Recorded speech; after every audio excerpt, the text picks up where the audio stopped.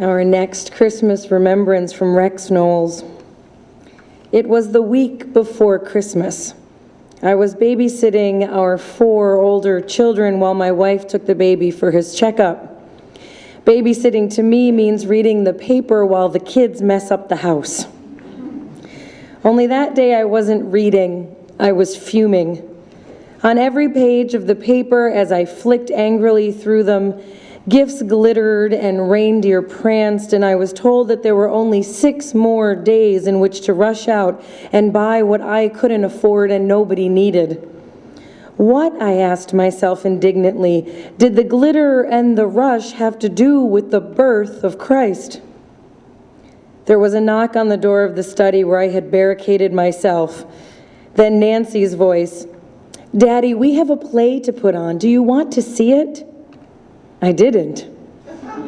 But I had fatherly responsibilities, so I entered the living room. Right away, I knew it was a Christmas play when I saw a lighted flashlight wrapped in swaddling clothes lying in a shoebox. Rex, age 8, came in wearing my bathrobe and carrying a mop handle. He sat on a stool looking at the flashlight. Nancy, age 10, draped a sheet over her head, stood behind Rex and stated, "I'm Mary, and this boy is Joseph." Usually Joseph stands up and Mary sits down, but Mary sitting down is taller than Joseph standing up, so we thought it looked better this way. In came Trudy, age 4, at a full run. She has never learned to walk. There were pillowcases over her arms. She spread them wide and said only, "I'm an angel." Then came Anne, age 6. I knew she represented a wise man. She moved like she was riding a camel. She had on her mother's high heels. She had on all the jewelry available and carried 3 items on a pillow, undoubtedly gold, frankincense, and myrrh.